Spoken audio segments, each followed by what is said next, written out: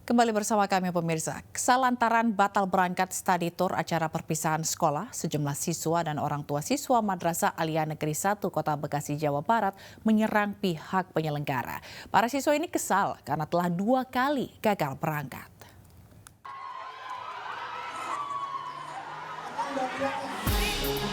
Ratusan siswa dan siswi serta orang tua siswa Sekolah Madrasah Aliyah Negeri atau MAN 1 Kota Bekasi kecewa dan berusaha menyerang pihak event organizer usai mengetahui mereka batal berangkat ke Yogyakarta untuk mengikuti study tour perpisahan sekolah pada Kamis malam.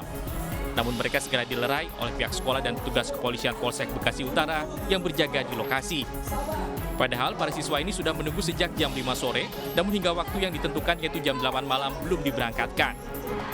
Para peserta padahal sudah melunasi semua biaya ke pihak penyelenggara. Usai diberikan pengarahan oleh pihak sekolah, para siswa yang sebelumnya sudah mempersiapkan diri untuk pergi ke acara perpisahan sekolah akhirnya kembali ke rumah masing-masing.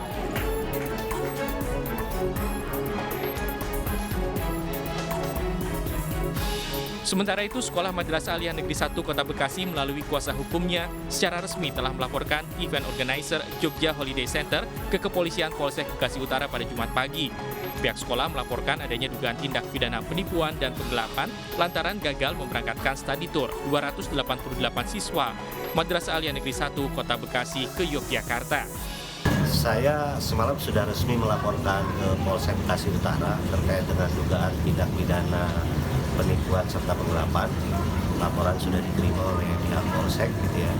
Siang ini saya memang janjian dengan penyidik untuk melengkapi bukti-bukti yang dibutuhkan dalam rangka proses penyidikan laporan kita semalam. Proposal penawaran dari pihak PIO, terus yang kedua juga kita punya bukti kwitansi penerimaan uang yang sudah diterima yang sebesar 474 juta sekian gitu ya.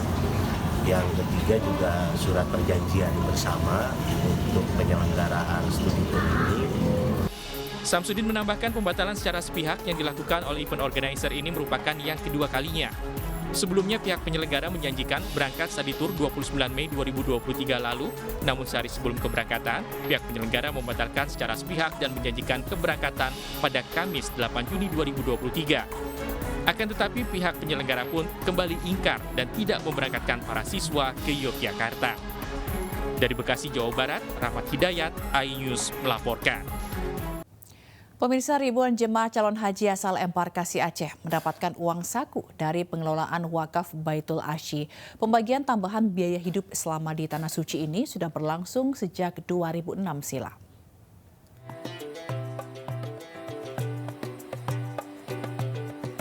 Ratusan jemaah asal embarkasi Aceh mengantri untuk mendapatkan giliran pembagian dana wakaf Baitul Asyi. Setiap jemaah mendapatkan 1.500 real Arab Saudi atau setara dengan 6 juta rupiah. Menurut pengakuan para jemaah calon haji, dana ini akan digunakan untuk keperluan selama menjalankan ibadah haji di Tanah Suci dan sebagiannya akan disedekahkan. Rasanya gimana ya Pak, begitu terharu. Mudah-mudahan ini akan menjadi berkah bagi kehidupan kami untuk dunia dan akhirat. Dan insya Allah akan selalu dipergunakan untuk kepentingan kehidupan di sini dan sedikitnya akan disedekahkan Pak. Alhamdulillah kami harapkan seluruh jamaah dari Aceh sampai seterusnya mendapatkan hadiah wakaf dari Habib Buga Baitul Asyi ini. Dana wakaf Baitul Asyi merupakan dana hasil pengelolaan tanah dan penginapan yang dimiliki Habib Bugab, seorang ulama dan saudagar yang hidup pada 200 tahun silam. Dari Makkah, Arab Saudi, Ahmad Tasori, iNews melaporkan.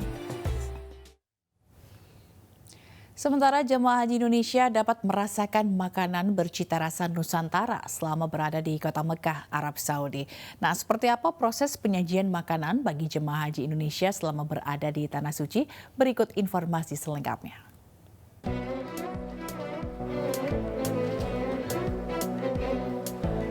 Para koki di dapur salah satu perusahaan catering di Mekah ini sibuk menyiapkan makan malam untuk 4.000 jemaah haji Indonesia. Butuh 2 hingga 4 jam untuk meracik makanan sebelum kemudian didistribusikan ke jemaah haji Indonesia. Selama pelaksanaan haji 2023, pemerintah Indonesia telah bekerja sama dengan 54 perusahaan catering untuk penyediaan konsumsi jemaah haji. Pemerintah memastikan seluruh makanan yang disajikan terjaga kualitasnya dari bahan baku, proses masak, pengemasan, dan pengiriman makanan.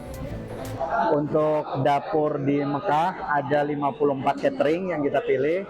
Kebetulan kita ada di dapur Ahlazat namanya. Lokasinya di area zona Zaidi, tempatnya di Mekah. Itu maksimum ini 4.000. Jadi di Mekah ada 66 kali makan, pagi, siang, malam. Satu jamaah itu 66 kali selama tinggal di Mekah. Menu yang disajikan bercita rasa Nusantara seperti opor ayam, rendang, kentang, dan acar timun matang.